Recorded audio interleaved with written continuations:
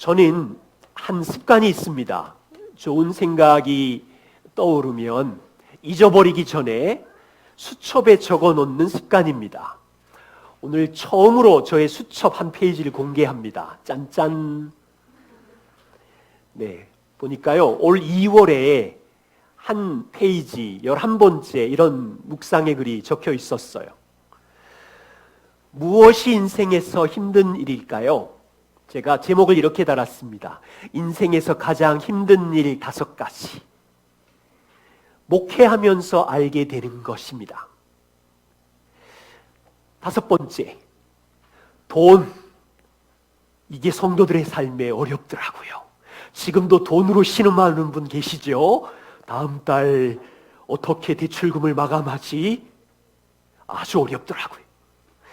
4위, 자식.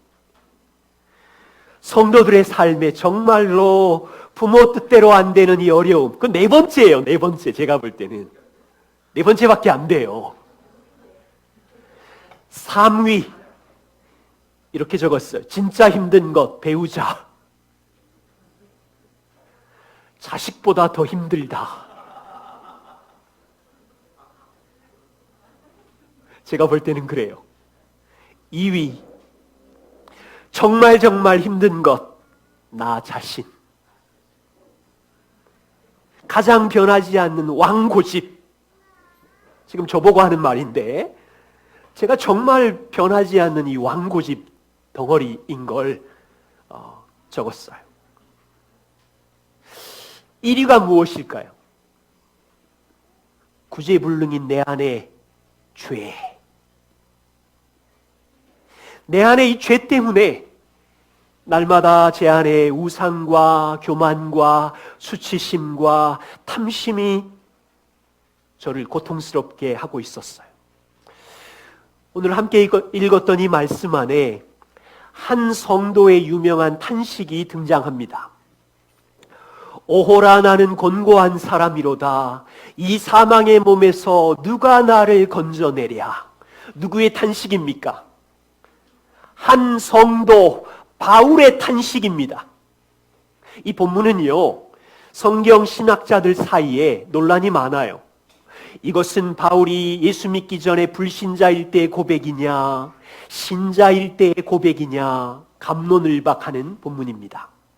이 논란을 주제로 이야기하자면 너무 많은 시간을 써야 되니까 생략하고, 대체로 성경학자들의 주된 반응은, 이 본문은 탄식하는 이 사람은 바울이 신자일 때, 성도일 때 자기 안에 내재되어 있는 죄로 인하여 처절한 싸움을 할 때 갈등을 표현한 것이다. 저도 동의하는 바입니다. 우리는 오늘 한 성도, 그 유명한 거룩한 성도 바울의 솔직한 탄식을 봅니다. 오호라, 나는 곤고한 사람이로다. 이 사망의 몸에서 누가 나를 건져내랴. 이 고백이 바울의 고백만인가요? 저의 고백뿐인가요? 여러분의 고백이기도 합니까?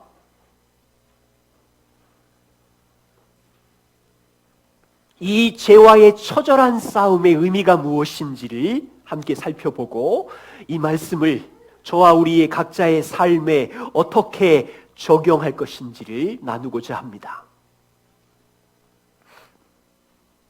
먼저 오늘 본문을 잘 보시면 바울은 자기의 경험을 적나라하게 우리 몸에 CT 촬영을 하는 것처럼 보이지 않는 내면의 마음의 상황을 아주 촬영을 하듯이 섬세하게 14절부터 17절에 한 번, 18절에서 20절에 한 번 반복해서 자세하게 묘사하고 있어요. 그리고 21절과 25절에 그러므로 내가 한 법을 깨달았노니, 자기의 경험을 근거로 결론을 내리고 있습니다. 15절과 17절을 보세요.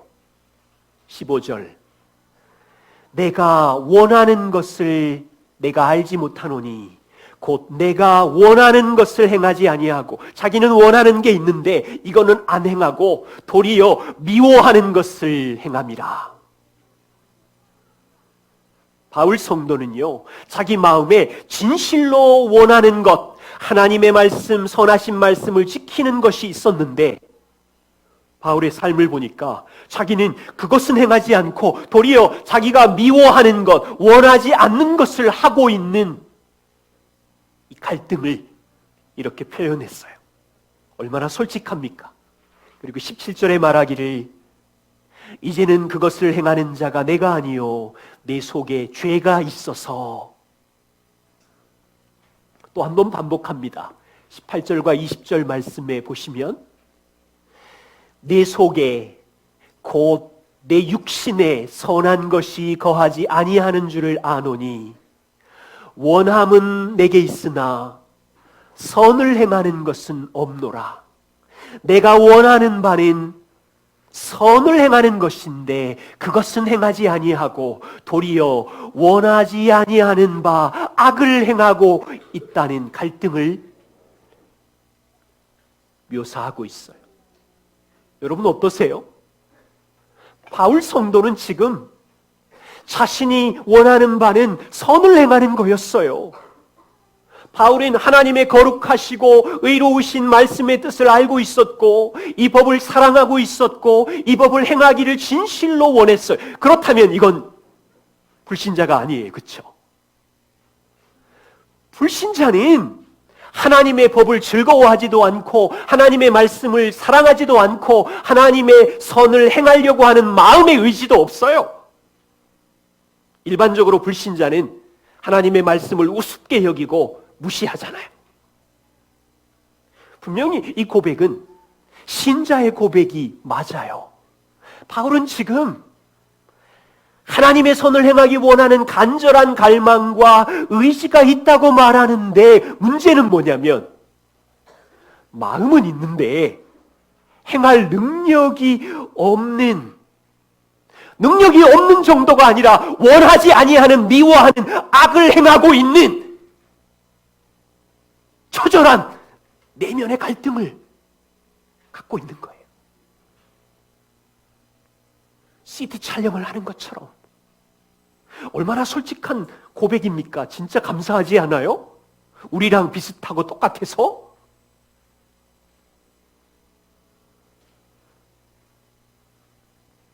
이것을 요약하면 이렇습니다. 바울의 처절한 싸움을 요약하면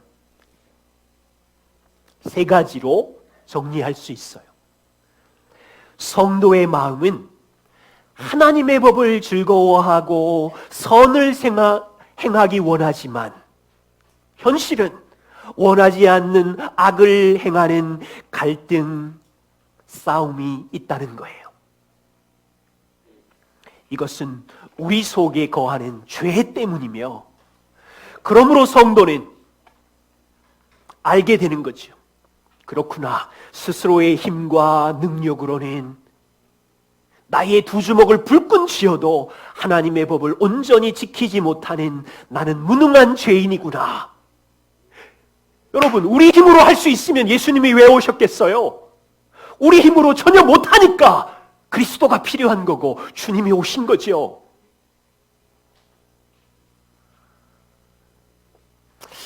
우리도 이런 고백을 합니까? 바울처럼 내가 마음으로는 하나님의 말씀을 따라 선을 행하기 원하지만 선을 행하지 못하는 무능한 죄인인 우리들.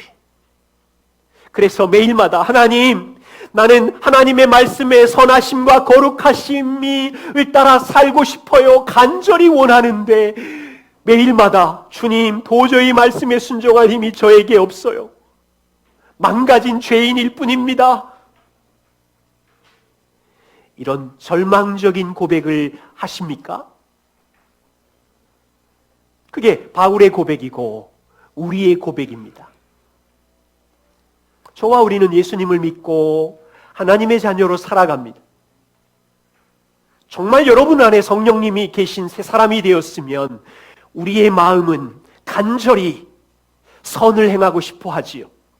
자녀들 앞에 서면 온유하고 친절하게 내가 선을 오늘 행하게 해 주십시오. 간절히 온유와 친절을 원하지만 돌아보면 언제 어느 순간 독한 말과 분노로 행하고 있어서 밤마다 침대 앞에서 하나님 오늘도 절망이에요.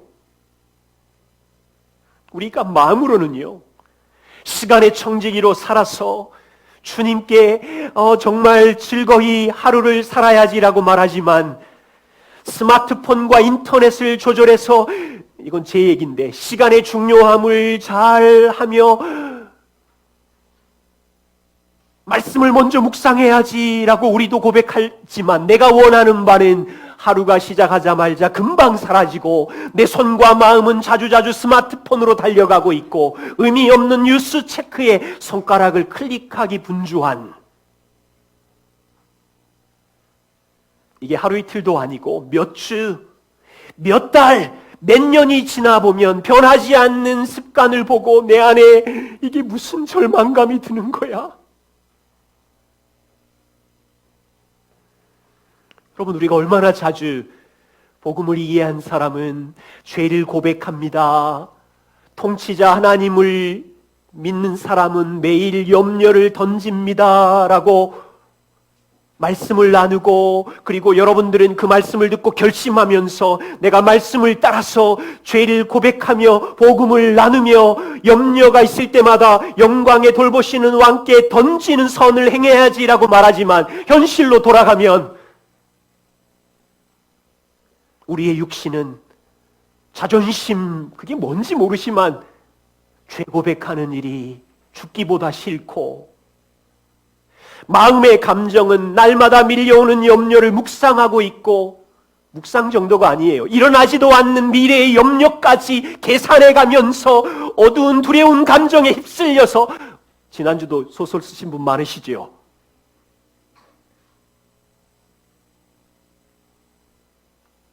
보세요. 이게 얼마나 악한 행동인지 주권자 하나님을 불신하는 행동을 몇 년째 반복하면서 돌보시는 하나님을 신뢰하지 않는 죄를 몇 년째 반복하면서 자기가 절망적인 죄인인지도 우리 마음이 그래요. 마음에 원하지 않는 선은 행하고 있는 이 죄인됨의 고백. 이 경험을 따라서 바울이 깨닫는 것이 있어요. 처절한 자신 안에 있는 내면의 죄와의 싸움을 경험한 후에 바울은 솔직히 일반적인 원리 하나를 깨달았다고 합니다. 21절에 그러므로 내가 한 법을 깨달았노니 어떤 법입니까? 선을 행하기 원하는 나에게 악이 함께 있는 것이로다. 바울이 자기의 내면의 죄와의 싸움의 경험에서 깨닫는 결론입니다. 바울은 자기 마음 안에 두 개의 법이 영향력을 끼치고 있다고 말해요. 22절과 23절에 내 속으로는 하나님의 법을 즐거워하지만 내 지체 속에 한 다른 법이 내 마음의 법과 싸움을 일으켜서 내 지체 속에 있는 죄의 법으로 나를 사로잡아 가는도다. 바울은 이런 내면의 깊은 갈등을 경험하고 나서 마음 안에 있는 두 개의 법을 이야기합니다. 하나는 마음의 법인데 속사람이에요. 성도는 새로운 피조물로 지어졌기 때문에 새 마음이 있어서 하나님의 법, 하나님의 말씀을 진심으로 사랑하는 마음, 하나님의 말씀을 즐거이 순종하고 싶은 의지의 마음의 법이 있고 또 다른 하나는 죄의 법이 있는데 우리 마음에 남아있는 죄성인데요. 이 죄성은 하나님의 법을 항상 미워하며 내 육신을 만족시키려고 하는 세력이 있는데 이 죄의 법이 하나님의 법과 싸움을 걸어와서 나를 죄 가운데로 사로잡아서 가는 것을 원리로 알게 된 거예요.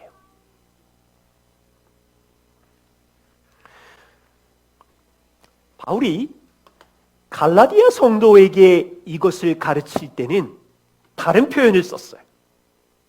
조금 전에는 로마 성도들에게는 마음의 법과 죄의 법을 얘기했지만 갈라디아 성도들에게 가르칠 때는 5장 17절 육체의 소욕은 성령을 거슬리고 성령은 육체를 거슬리나니 이 둘은 서로 대적함으로 너희가 원하는 것을 하지 못하게 하느니라. 갈라디아 성도들에게 말할 때는 그리스도인은 성령이 거하는 새 사람이지만 너희 속에 남아있는 죄가 매일마다 순간순간마다 육체의 소욕, 욕심을 이루려고 해서 성령과 싸움을 일으켜서 너희가 원하는 바를 행하지 못하고 죄 가운데로 끌려가는도다.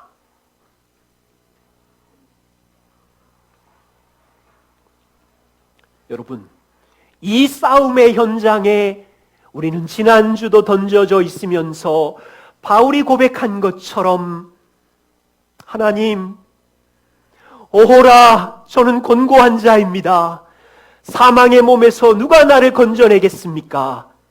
절망적으로 탄식하는 성도로 서 있는 거죠. 그리고 이 탄식은 죽을 때까지 계속돼요. 디모데전서 1장 15절에 하나님, 저는 죄인 중에 괴수입니다 라는 자리까지.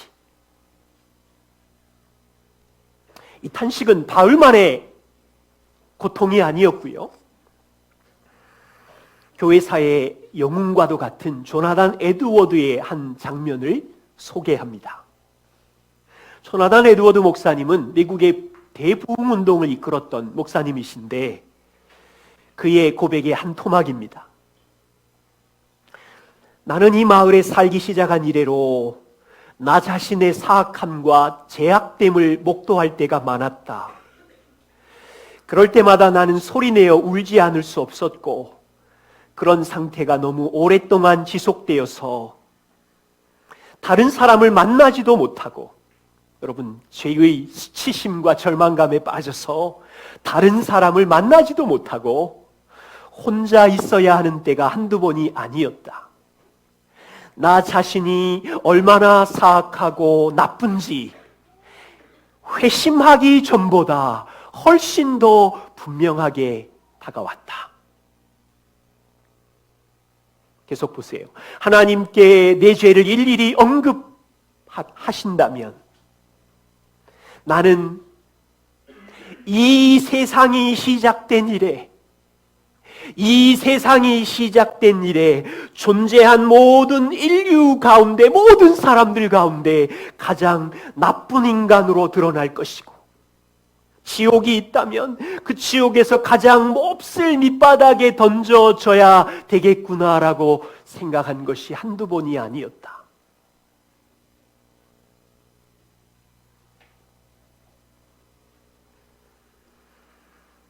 나의 죄는 무한히 퍼붓는 홍수 같았고 내 머리 위로 무너져 내리는 산들과 같이 말로 할 수 없을 만큼 엄청난 것이었다. 어떤 생각이나 상상력으로도 제대로 표현할 수 없을 정도였으며 오랫동안 이런 상태가 지속되었다. 그저 내 죄가 내 머리 위로 무한히 쌓이고 또 쌓이는 것처럼 느껴졌다. 여러분, 이런 상태가 하루 이틀이 아니에요. 이런 상태가 수년간 지속되었는데 이 시간 동안 내 생각과 입술에는 무한한 죄에 무한히 더해지는 무한한 죄라는 말 외에는 다른 말이 떠오르지 않았다.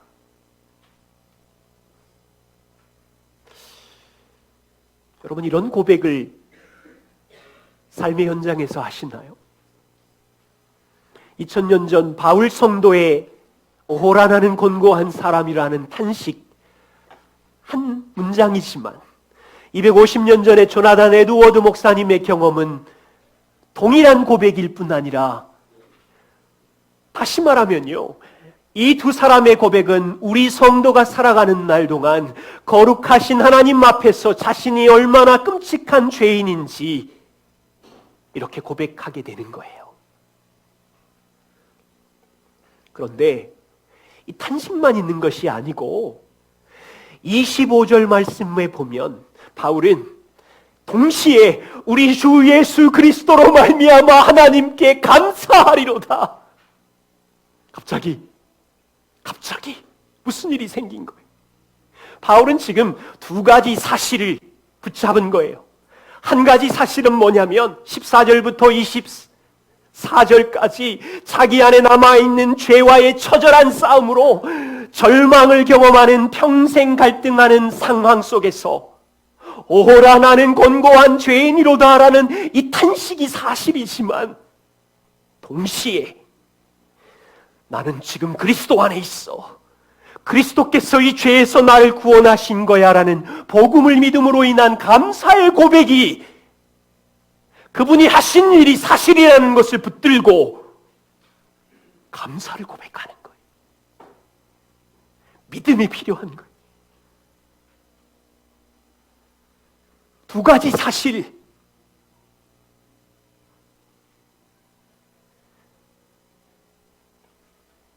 우리는 이것을 어떻게 삶에 적용할 것입니까? 첫 번째는요. 저와 우리가 살아가는 모든 날 동안 우리는 바울처럼 조나단 에드워드처럼 이렇게 탄식할 것입니다. 그리스도인이라면 이와 같은 탄식이 때때로 자주 찾아옵니다. 그 이유는요, 우리 중 누구도 죄를 짓지 않는 완성된 성도로 일생을 살아가는 사람이 없습니다. 다시 말하면 바울처럼 죄로 인한 탄식이 평생 있다는 뜻이고, 여러분 이걸 조금 다르게 말하면 나는 꽤 괜찮은 그리스도인인데 라고 느끼신다면 어쩌면 여러분들은 거룩에 대한 사모함이 최근에 없었을 수 있어요. 정말로 하나님의 말씀이 소중하게 여겨지고 보배로 와서 순종하려고 몸부림치는 사람일수록 내 안에 그 말씀을 순종할 수 없는 내 안에 남아있는 죄성이 더 크게 보여서 이 탄식은 정상적인 거죠. 하나님의 거룩과 영광을 알면 알수록 그분의 영광의 빛 앞에서 얼마나 내가 망가진 죄인인지 이 탄식을 하게 되는 것은 전혀 이상하지 않는 일이에요. 예수님의 사랑과 용서를 알아가면 알아갈수록 우리 안에 사랑하고 용서하고 용납하고 싶은 열망이 있지만 내 안에 전혀 용서할 힘도 없고 용납할 힘도 없는 처절한 죄인됨을 발견하면서 이 탄식은 계속되는 거예요.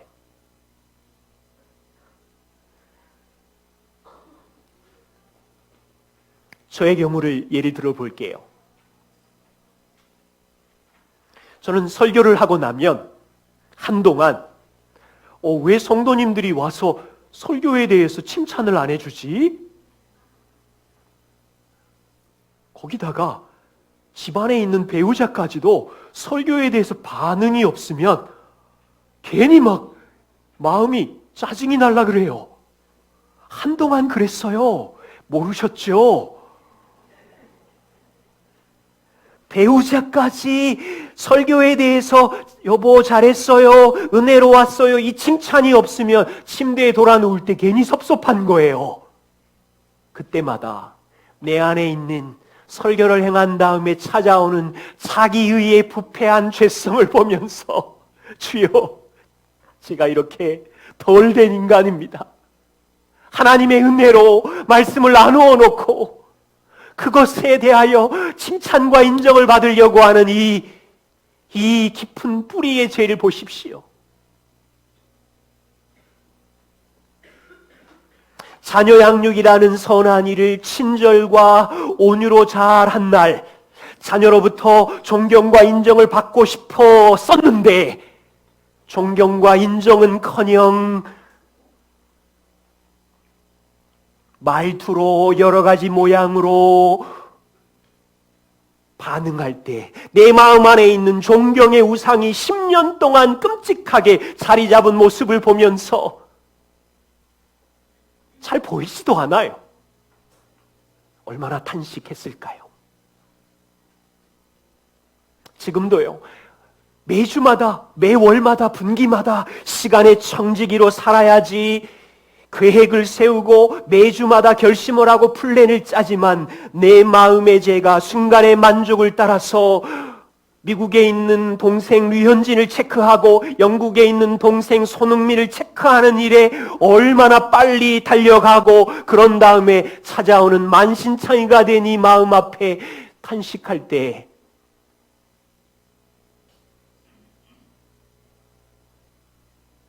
저의 경험으로는 거룩한 삶을 사모할수록요, 하나님을 알아가면 알아갈수록 우리 안에 있는 죄성은 더욱 명확하게 폭로되고 있고요, 내 힘으로 할 수 없음을 깨닫게 되고요, 조금 전 에드워드의 고백처럼 내 죄가 내 머리 위로 무한히 쌓이고 쌓이는 것처럼 느껴지고요, 그래서 수년 동안 끊임없는 투쟁을 하며 이와 같은 고백을 하게 돼요.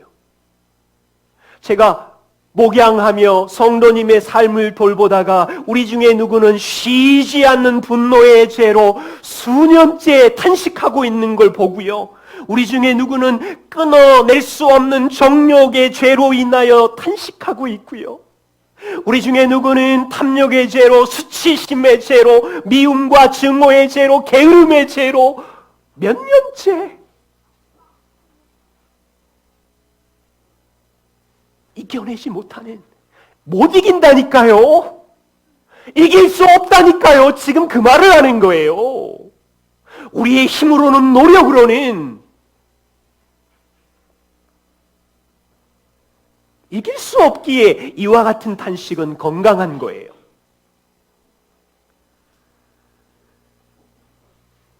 그래서 기억할 것이 있어요.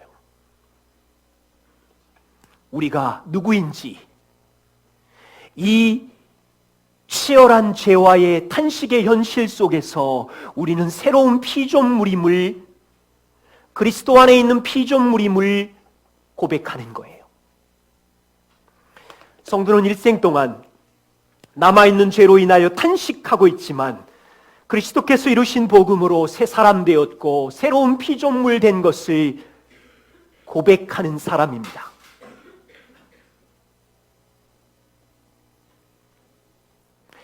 어떤 사람은 이렇게 말합니다. 내 안에 육체의 소욕과 죄의 소욕이 평생 우리 마음에 치열하게 싸움을 걸어오니까 우리 마음에 옛사람과 새사람이 함께 있다고 생각합니다. 두 종류의 사람이 있다고 주장하기도 합니다. 이거 오해인 줄 아시죠?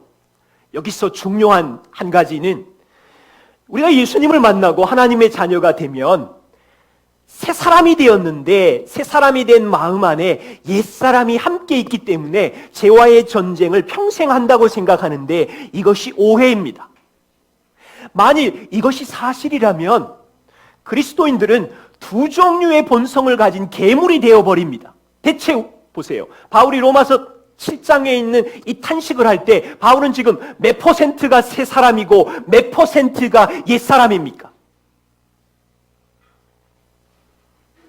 두 종류의 괴물이 있다면 예수님의 십자가로 지어진 우리는 미완성 실패작이 된다는 얘기예요.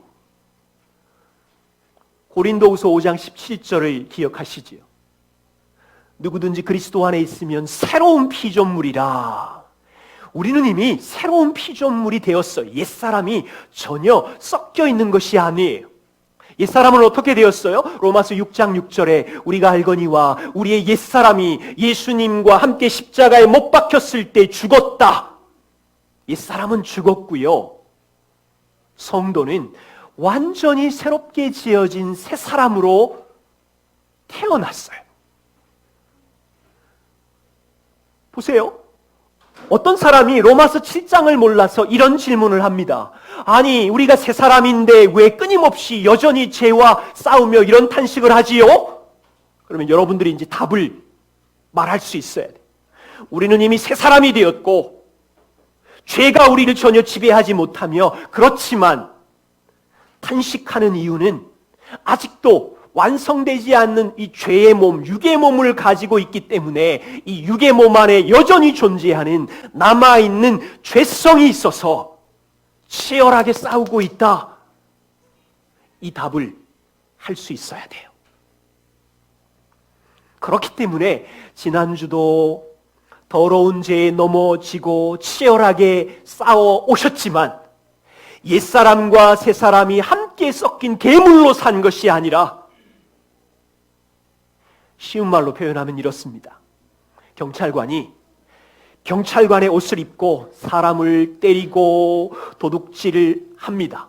그럼 이 사람은 경찰이라는 정체성을 부끄럽게 한 짓을 한 것뿐이지 괴물은 아니잖아요. 도둑 괴물은 아니잖아요. 우리가 몇 년째 죄에 넘어지고 치열한 싸움에 무너지지만 새 사람과 옛 사람이 같이 있는 괴물이 아니라는 것을 이해하는 것이 중요해요. 그래서 저는 이 장면 앞에 잘 이해할 수 있는 이 지킬 박사와 하이드의 소설을, 하이드를 자주 인용합니다. 자비심 많은 지킬은 낮에는 학자이지만 밤만 되면 약을 마시고 사람들을 살해하고 악을 저지르는 늑대 인간 하이드로 변합니다. 전혀 다른 두 얼굴을 가진 사람으로 변합니다. 여러분, 이 원리를 생각해 보세요. 우리가 예배 드릴 때는 근사한 모습으로, 경건한 모습으로 눈물을 흘리며 기도하고 찬양할 때는 지킬 박사처럼 하나님의 아름다운 자녀인데, 집에만 가면 자녀들 앞에 늑대 인간 하이드로 변하는 폭군입니까?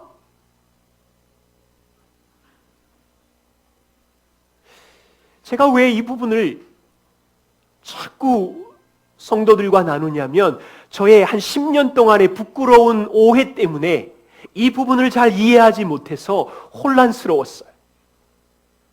20대 초반 저의 모습은 낮에는 하나님께 헌신된 경건한 신학생이었어요.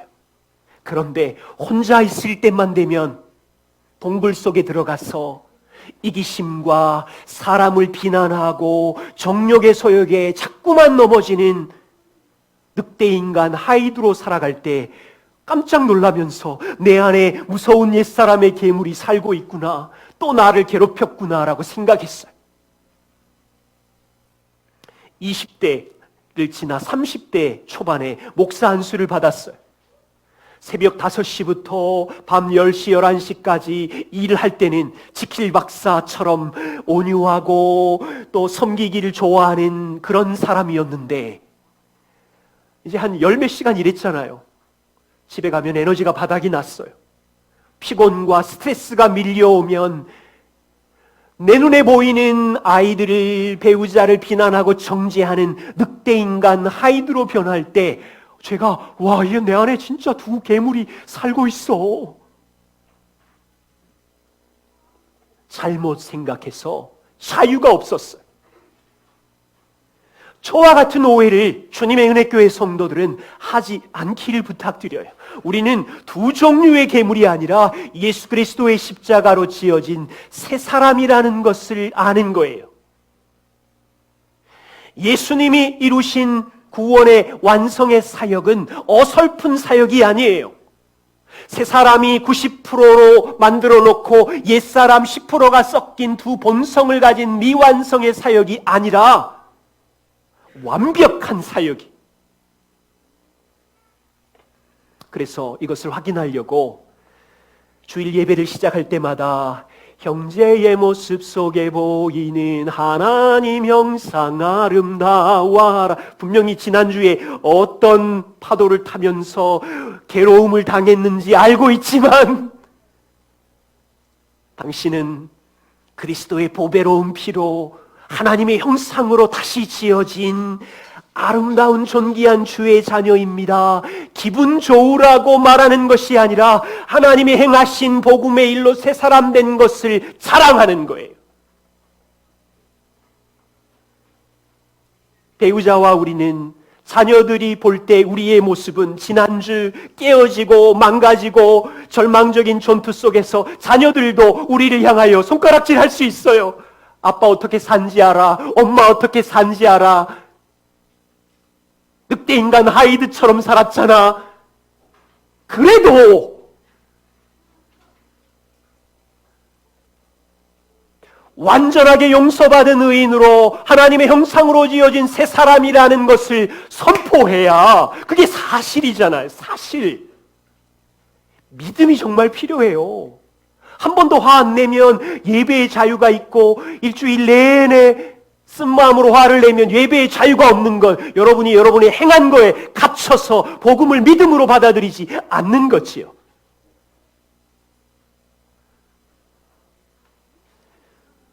바울이 로마서 7장 25절에 이 탄식 속에서 갑자기 동시에 감사로 넘어가는 것을 이해한다면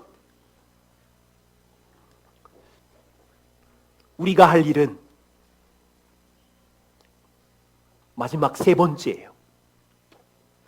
죄의 지독한 탄식이 있겠지만 동시에 그리스도 안에서 평생 감사를 노래할 수 있어요. 자, 우리 각오하십시다. 이제 다가오는 새로운 한 주에도 저와 우리에게 남아있는 죄성이 우리를 괴롭혀서 여전히 죄의 패턴에 빠져서 곤고한 자라는 탄식을 할 텐데 동시에 믿음으로 주님 그리스도 안에 있음을 감사합니다라고 찬양할 수 있는 은혜가 우리에게 있어야 된다는 것이요. 그래서 에드워드 마지막 장을 좀 넘겨주십시오. 네, 에드워드의 고백을 보십시오. 아까 보셨지요? 그 처절한 인류가 창조된 이후 모든 사람들 가운데 나는 가장 나쁜 사람이야 라고 말했던 에드워드 목사님이 자신의 죄의 탄식에 좌절하지 않았어요. 오히려 위대하신 여호와의 모든 영광과 충만함의 무한한 높이에까지 이르는 값없는 은혜와 그 권능의 모든 위엄과 영광스러운 주권 가운데 내미시는 은혜와 능력의 팔이 없었다면 나는 틀림없이 죄악으로 인해 아무도 볼 수 없는 지옥보다 더 낮은 데로 던져졌을 것이지만 그 영광의 은혜의 팔이 내게 찾아왔기에 나는 요즘 얼마나 하나님의 은혜와 순전한 기쁨에 전적으로 의존하고 있는지 크게 절감합니다. 자, 이제 여러분의 몫이에요. 여러분 안에 탄식과 감사가 동시에 있습니까? 아니면 하나님이 행하신 감사는 다 없어. 잊어버리고 내팽겨쳐버리고 탄식만 있습니까?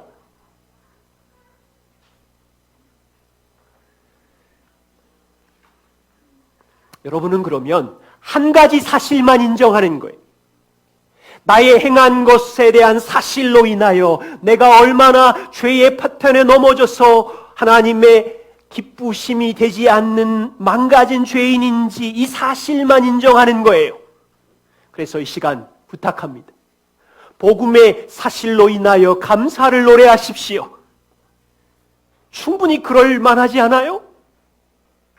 내가 행한 사실을 왜 그렇게 박수치고 묵상하고 그걸 인정하고 있어요?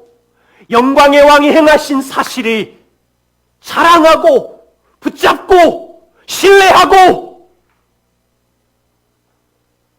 나는 하나님의 아들의 나라로 옮겨진 자녀이다. 충분히 감사할 이유가 있지 않습니까? 나는 죄의 동네에 살고 있는 것이 아니라 아버지의 은혜의 지배 아래 살고 있다. 감사할 이유가 되지 않나요? 내 안에 괴롭히는 죄가 여전히 있지만 이미 십자가에서 값이 치루어진 죄이다. 감사할 이유가 충분하잖아요. 나는 혼자 죄와 싸우는 것이 아니라 거룩하신 성령님과 함께 싸우고 있다. 지난주도 우리 가운데 망가지신 분들이 있으시지요. 배우자 앞에서, 자녀들 앞에서 만신창이가 되신 분들이 있으시지요. 선을 행하고 싶었지만 독한 말과 분노를 쏟아내었던 자녀들이 독한 말과 분노로 공격해서 너덜너덜 찢겨진 마음으로 이 자리에 오신 분들, 바울과 같은 탄식을 가진 분들이 있으시지요. 그러면 그리스도께서 하신 사실로 자기에게 나는 그리스도 안에 있어, 나는 완전히 용서받은 새 사람이야 외치는 감사가 있으세요? 그게 믿음인 거고 복음에 반응하는 새 사람인 거고, 지난주 직장에서 오르락내리락 하며 여러 사람 멱살을 잡았고 마음으로 욕설을 쌓았던 수치스러운 한 주를 보내었지만 돌아보십시오. 그리스도인으로서, 새 사람으로서 보혈의 피로 하나님의 형상으로 지어진 의로운 자의 만족함을 가지고 집에 돌아와 평안히 잠자리에 드셨어요? 그게 복음에 반응하는 새 사람의 감사 25절인 거죠. 함께 이것을 배워가기를 원합니다. 죄와의 치열한 탄식의 경험은 저와 성도의 계속된 경험일 텐데, 그 탄식의 깊이가 크면 클수록 그리스도께서 이루신 복음의 영광스러움의 감사가 더 지속되고 커진다는 것을 함께 배워가는 주님의 은혜교회 성도님들이 되기를, 그래서 망가진 탄식을 나누어도 부끄럽지 않는 이유는 그분이 행하신 사실 때문에 우리가 모일 때마다 가능한 거죠. 이 영광스러운 복음이 우리 공동체 안에 가득하기를 소망합니다. 기도하겠습니다.